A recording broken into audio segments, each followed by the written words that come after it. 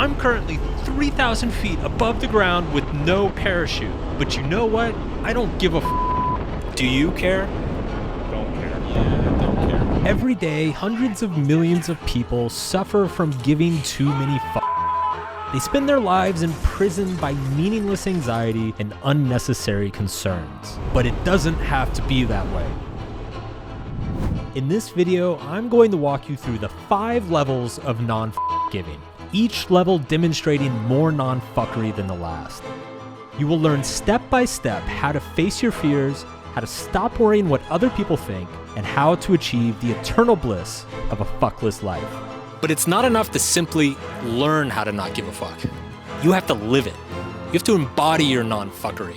So to illustrate each of these life lessons, I flew out to Atlanta and met with a fan named Garrett. Now, Garrett had specifically told me that he gave too many fucks in his life. And so I enlisted his best friend Alex, and together we pushed him through 5 life-changing challenges that purged him of all unnecessary fuck giving. In the beginning, he was meek and shy, but by the end, I had him jumping out of planes, asking out models, and of course, dressing like a fucking chicken. Let's get your beaks ready, motherfuckers, because class is in! In psychology, there's something known as the spotlight effect. Now, the spotlight effect says that we all tend to assume that people are paying far more attention to us than they actually are. Think back to the last time you got a terrible haircut. Chances are, you walked around all day assuming that everybody was staring at that fucking tragedy of a mop on your head. But the reality was, most people didn't notice. And if they noticed, they sure didn't care. One of my favorite quotes ever comes from the author David Foster Wallace. He said that you will stop worrying so much what other people think about you when you realize how seldom they do. As someone who grew up with a lot of social anxiety, this idea was absolutely profound to me. But the problem is, the idea by itself is not sufficient. You have to get out into the world and experience it. You have to get out and challenge your own spotlight effect. Now, does that mean you have to put on a chicken suit and walk down the Venice boardwalk? No, of course not. But it does mean you have to do something. You have to challenge yourself. You have to put yourself into public and into uncomfortable situations and prove to yourself conclusively that nobody's paying attention and nobody gives a shit. This is what I did with Garrett, and I guarantee you he hated every single second of it. Tolerating embarrassment is the bedrock of not giving a fuck. So I had my team design and print 50 flat earth flyers. Garrett's challenge was to hand them all out in public. The goal? To destroy his inner spotlight effect. The fact that he actually believes that kind of stuff too. I don't like at all. That would be easy for him, right? Super easy. You just share the good news, man. You got this. Alrighty. You ready? Yeah, I'll do it. Right there, right there. No. Oh. Chicken shit. Chicken shit. Chicken shit, yo. Yeah, there you go. Good? Hey, excuse me? You good? You know what he should do? He should hand it to them and he should be like, nah, I don't think you're worthy of this. You're not worthy. You're not worthy. You're not ready for this. They're not ready for all this science. Science. I love science. There you are. This is the best science in the world. I got you, my guy. Yep, thank you, man. Like most people, once Garrett got over his initial embarrassment, it turned out he was pretty good. I'm just gonna hand this out. No elaboration. There you are. Hey, do you want one? I'm just give it to you. There you go. Thank you, man. Objectively, why would it benefit anyone to lie about the proof size? That's smart. Cool. Thank you, man. I appreciate it. Surveys show that the one thing that people are more afraid of than death is public humiliation. Run after her, dude. That's so fucking creepy.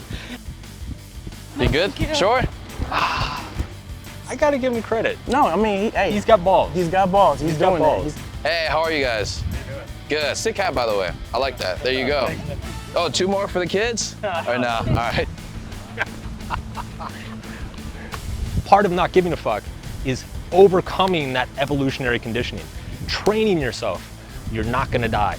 If you embarrass yourself, if people laugh at you, if the crowd doesn't want to go the way you go, nothing's gonna happen. You know why? because nobody's fucking thinking about you. Everybody is busy thinking about their own shit and worrying about themselves. They don't care what you're doing. I'm just gonna hand it to you. No Hey, man, elaboration. I believe flat earth. There we are, there you are. All right, I'm gonna intervene for a second. Hey, Garrett, time out. First of all, you're crushing it. Really? Yeah, Okay. dude, you're doing I like. hate it. All right, so you still got Yeah, I got a lot left. 15. All right, I'll make a deal with you. This video is sponsored. If you do the ad read for me, Yeah, we can throw half of those away. deal. This video is sponsored by Copilot, a fitness coach that goes wherever you go. So to prove that point, I made Garrett work out in a mall food court. Copilot is a fitness made easy. Sorry, I'm bad at this. Okay. When you sign up for Copilot, you are assigned a personal fitness coach. Your trainer creates personalized workouts for you based on your individual needs or goals. Best of all, your coach meets with you every week and keeps you on track and accountable. You can use Copilot at home, at the gym, Or even in public. Oh, hi. You see the paperwork manual. Sorry. We can go outside. With Copilot, you never have to worry if you're doing the wrong thing. Your Copilot coach figures out and plans everything for you. By now, you've probably noticed how fucking hot and ripped Mark is. This is partly due to Copilot. So sign up for Copilot today so you too can be fucking hot and ripped. Oh, and healthy too. Click the link in the description to get your free 14-day trial to Copilot and get your first consultation today. Good job, man. Thank you. If the willingness to look like an idiot is the bedrock of not giving a fuck, the next step is to be willing to face rejection. And what better rejection than romantic rejection? It's one thing to not care what strangers think, but what about people you actually care about? Are you willing to say things that your friends and family might not approve of? Are you comfortable having difficult conversations? Are you afraid to embarrass yourself on a date? Wait. Oh, shit. No. This is so ridiculous. Most of us tie up our self-esteem and our romantic successes and failures.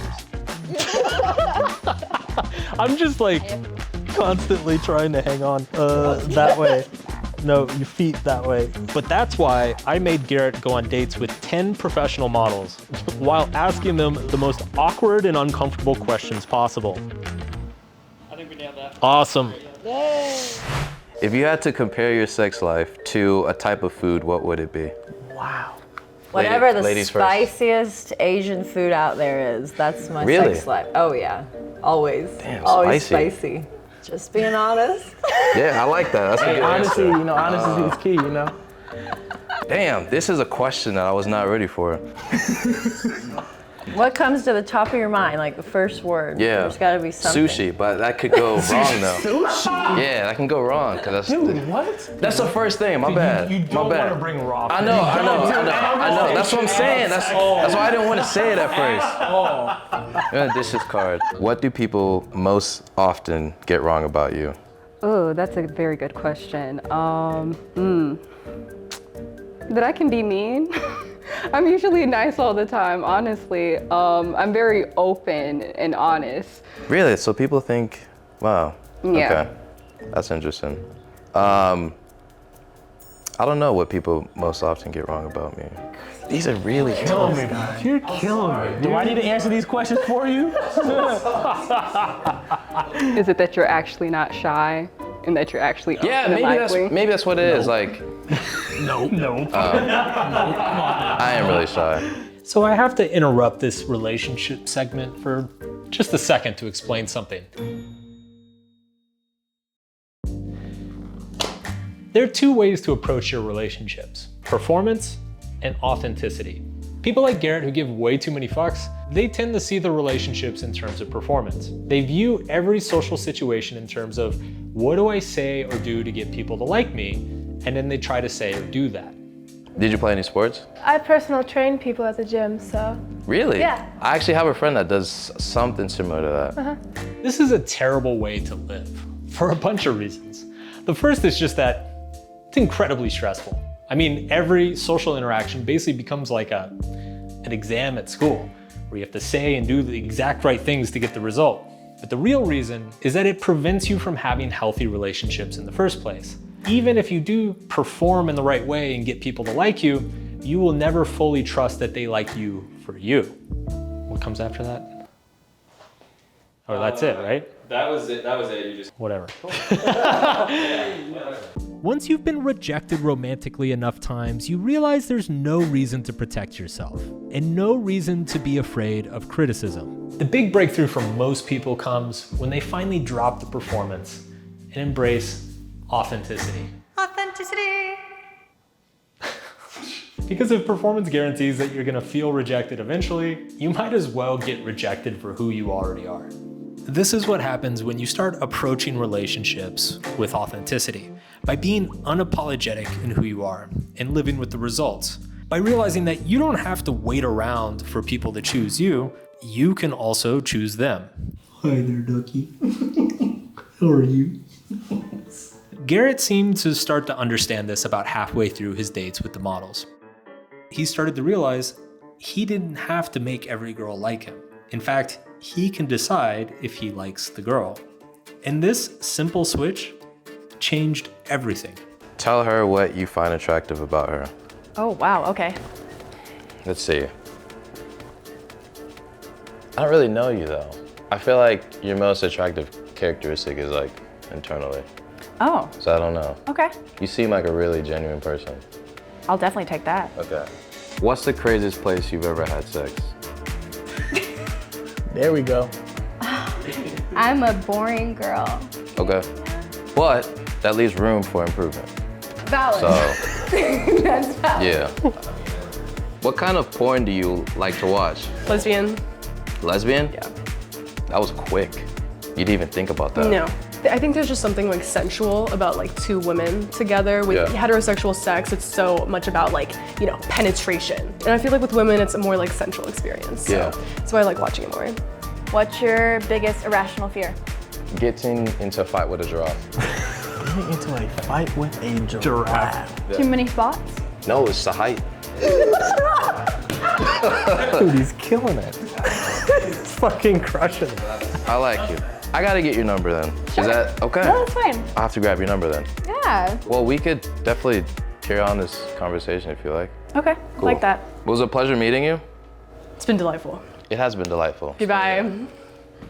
Dude, you're cool as a cucumber now. Really? You're only mildly awkward. Yeah.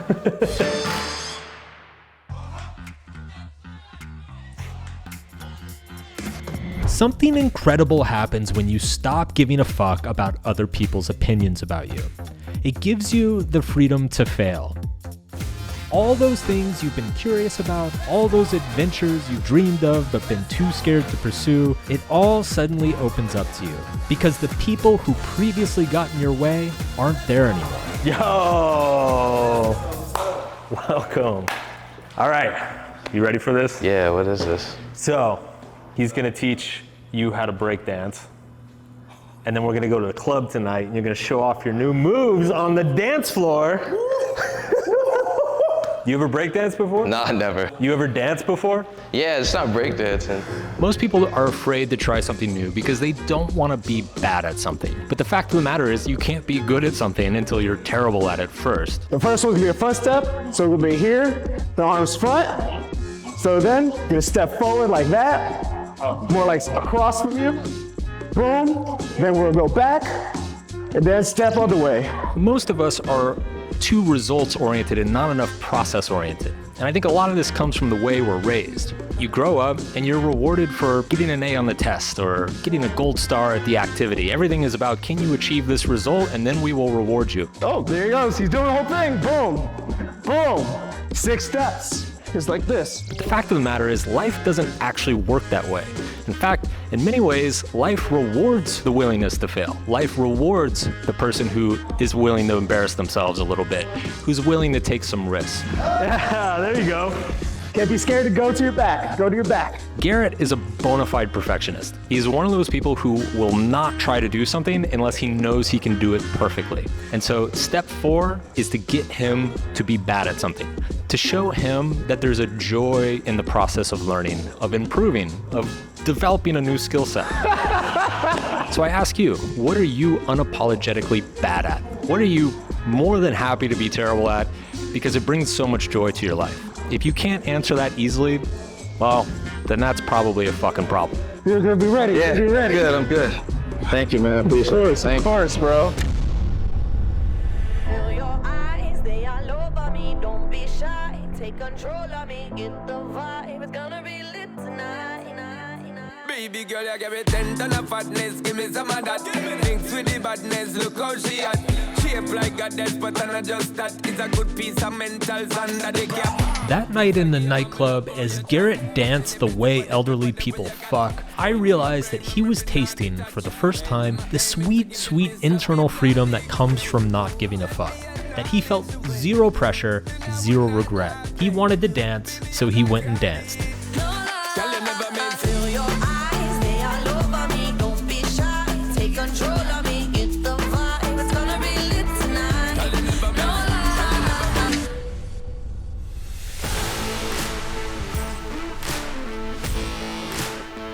Congratulations! We've made it, my friends, to the pinnacle.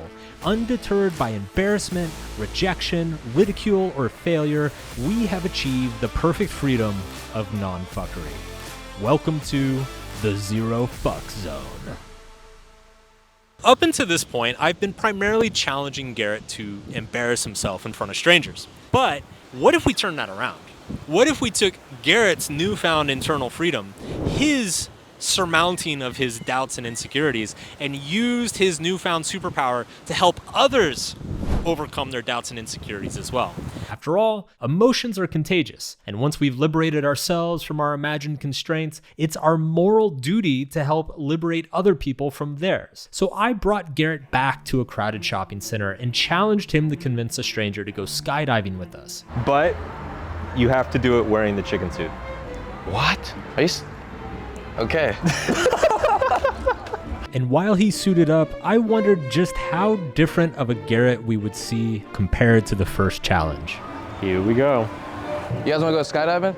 No? You guys wanna go skydiving? No. No? You guys wanna go skydiving? Interesting, but no. You wanna go skydiving? No. I was impressed by Garrett's confidence. It was a stark contrast to just a few days earlier when it took him 10 minutes to even get close to approaching someone. Chicken shit, yo.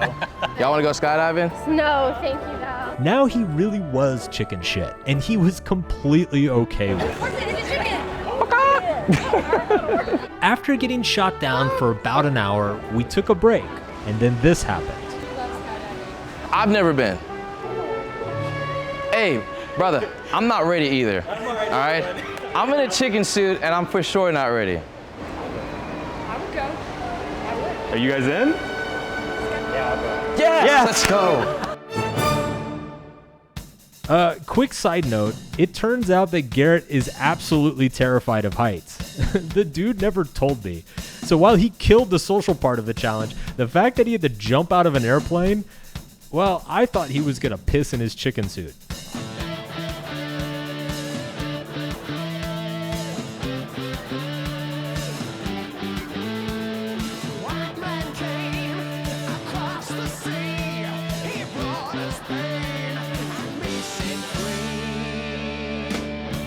Look, you and everyone you know are gonna die one day.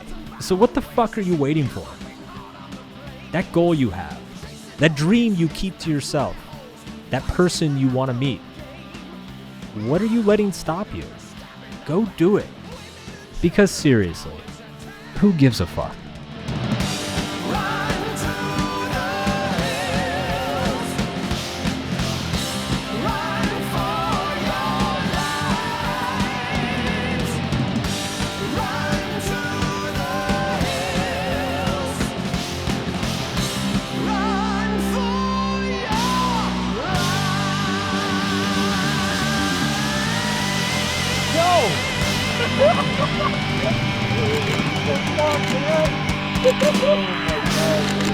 You did it, dude.